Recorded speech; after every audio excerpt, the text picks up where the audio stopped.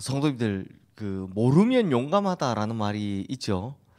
네, 하루 깡아지 범 무서운 줄 모른다라는 건 그 하루 깡아지가 범이 얼마나 무서운지 모르기 때문에 까분다라는 말입니다. 반면 이제 아는 만큼 보인다라는 말도 있습니다. 뭐 이렇게 특별히 유적지 혹은 뭐 성지순례 같은 데 가보면 이게 진짜 아는 만큼 보인다고 그냥 멀뚱멀뚱 서 있고 아무런 감정이 없는 분도 계시고 똑같은 걸 보지만 이게 그랬구나 라고 느끼는 분도 계십니다. 이게 아는 만큼 보이기 때문입니다. 근데 성도님들 이 두 가지 모두, 즉 모르면 용감하다라는 말하고 아는 만큼 보인다라는 이 말을 우리 신앙에 둘 다 적용할 수가 있습니다. 먼저는 하나님에 대해 모르면 우리는 죄에 대해서 용감해집니다. 즉 하나님이 어떤 분이신지, 하나님이 어떤 죄를 싫어하시는지를 모르면 그때부터는 이 하루 깡아지 범 무서운 줄 모른다고 우리 마음대로 행동하는 겁니다. 그러나 하나님에 대해서 알면 알수록 제 많은 것을 누리고 풍성한 인생을 살 수 있게 된다라는 거죠. 또 하나님께서 어떤 것을 기뻐하시는지를 알면 하나님께서 기뻐하시는 일을 당연히 힘써 행하게 될 겁니다. 반대로 하나님께서 미워하시는 걸 알면 어떤 것이든 간에 그걸 하지 않으려고 노력할 겁니다. 요게 바로 신앙생활입니다. 하나님 기뻐하시는 일을 하는 게 신앙생활이고 하나님 싫어하시는 일을 안 하는 게 신앙생활인 거죠. 즉 그렇게 하면 이게 우리는 당연히 하나님께 사랑을 받게 될 거고, 그러면 우리의 삶의 여정은 최종적으로는 늘 하나님께 주시는 그 축복의 길로 풍성하게 될 것입니다. 오늘 말씀에서 하나님께서는요, 북이스라엘 백성들이 망하는데 뭐 때문에 망한다라고 이야기하신지 아십니까? 바로 하나님에 대한 지식이 없어서 망한다라고 말씀합니다. 우리 1절 말씀 함께 읽어보겠습니다. 이스라엘 자손들아 여호와의 말씀을 들으라. 여호와께서 이 땅 주민과 논쟁하시나니 이 땅에는 진실도 없고 인애도 없고 하나님을 아는 지식도 없고. 자, 이제 하나님께서 본격적으로 이스라엘 백성들하고 이제 논쟁을 하시는데요. 하나님께서 이 백성들에게 없는 것 세 가지를 말씀하십니다. 뭐냐? 진실함이 없고, 두 번째는 인애가 없고, 세 번째는 하나님에 대한 지식이 없다라는 겁니다.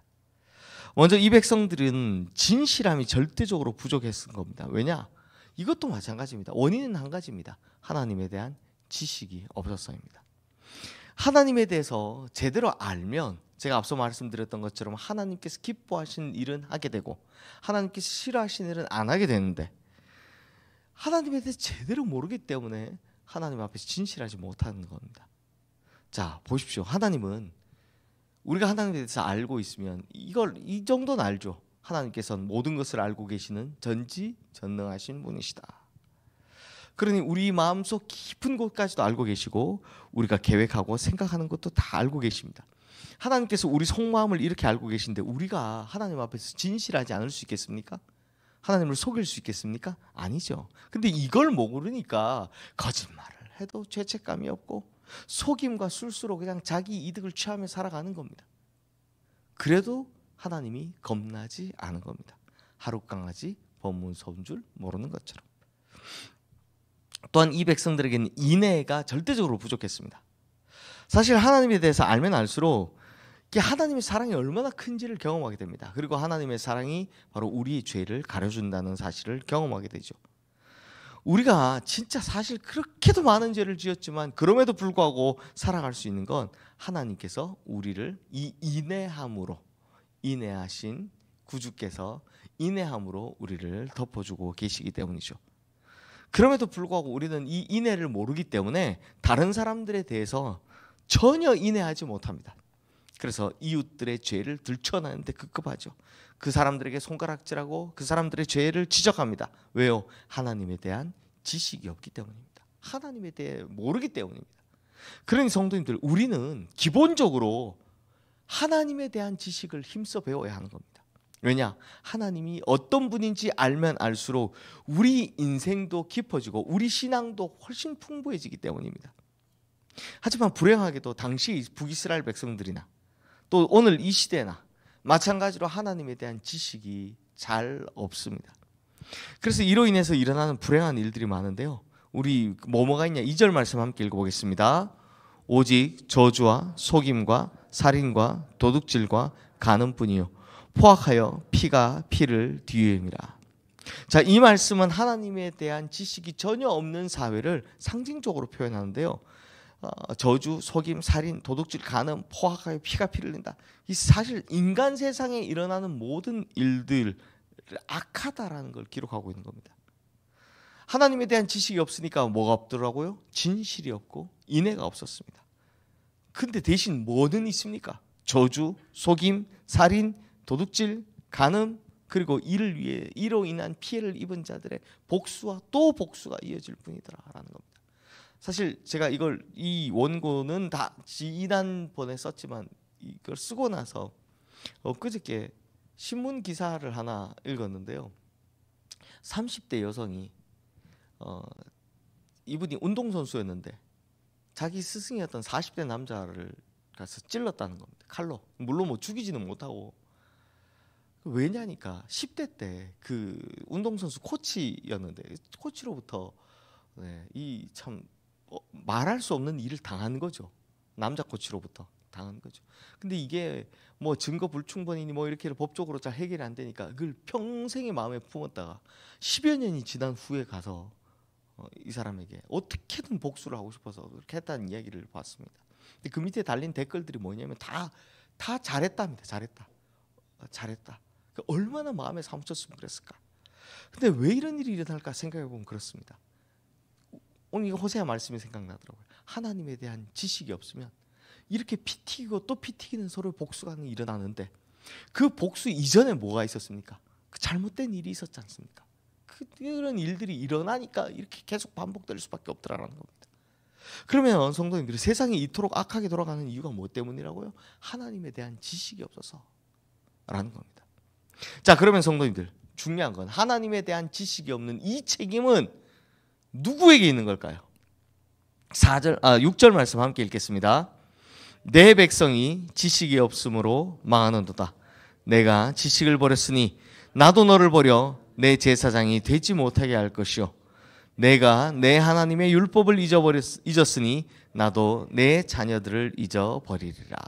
자, 하나님께서는 내 백성이 지식이 없어서 망한다라고 하시면서 이게 누구를 언급하냐?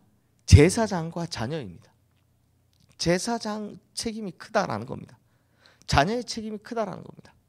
사실 이 제사장들은 백성들을 영적으로 인도하는 지도자를 말하는 거죠. 그래서 백성들에게 하나님에 대해서 연구하고 그 연구한 지식을 백성들에게 가르쳐야 하는 겁니다. 그런데 이 북이스라엘에서는 제사장 자체가 사실은 성립이 되지 않았죠. 왜? 레위인이 없는데 그냥 아무나 세웠으니까. 그러니 이 제사장들은 하나님께 받은 사명을 무시하고 살아왔습니다. 그들은 오로지 관심을 둔 게 바로 자기 배불리는 거였습니다. 우리 8절 말씀 함께 읽겠습니다. 그들이 내 백성의 속죄 제물을 먹고 그 마음을 그들의 죄악에 두는도다. 그러니까 이 제사장들이 오로지 뭐에 관심이 있었다고요? 속죄 제물, 즉 백성들이 가지고 오는 제물에만 관심이 있는 겁니다. 하나님에 대해서는 관심이 없습니다. 하나님에 대한 지식을 가르치는 것에 관심이 없습니다. 얼마나 많은 제물을 가지고 나오는 게 유익이 되는 건지, 그 제물이 나에게 얼마나 많은 유익이 있는 건지 여기에만 관심이 있지. 본분인 하나님에 대해서는 연구하지도 않고 가르치지도 않았다라는 겁니다. 즉 직무를 유기했다라는 거죠. 그 결과가 처참했습니다. 우리 7절 말씀 함께 읽어보겠습니다. 그들은 번성할수록 내게 범죄하니 내가 그들의 영화를 변하여 욕이 되게 하리라. 지금은 번성할지 모르겠지만 결국 어떻게 된다고요? 그들의 영화 변하여 욕이 되게 할 것이다. 성도님들, 그러면 이 제사장이 도대체 누구냐? 오늘날에도 이 시대에도 말씀을 맡은 수많은 제사장들이 있습니다. 그 누굴까요? 우리 모두입니다. 우리 모두입니다. 목회자는 당연하고요, 교회에서고요. 부모는 가정에서, 즉 모두가 자신의 삶에서 만인 제사장으로서의 말씀 맡은 자로서의 역할로 세워주셨다는 겁니다. 그러니 하나님을 알지 못하는 이 시대의 이 책임은 전적으로 우리 모두의 몫이다라는 겁니다. 목회자들, 자녀를 둔 부모님들, 교회 학교 교사들, 셀 리더들 등등등등. 우리가 속한 모든 그 크고 작은 공동체의 영적인 리더들의 책임이 다 막중하다는 겁니다. 나는 아니겠지라고 생각하셨겠지만 바로 우리가 자체가 하나님께서 우리를 왕 같은 제사장으로 세워주신 겁니다. 그러니 그 사명을 나는 잘 감당하고 있는가? 그 사명을 나는 믿음으로 감당하고 있는가? 아니면 진실과 인애 없이 남의 탓만 하고 살아가고 있는가? 하나님 앞에서 스스로 돌아보셔야 하는 겁니다.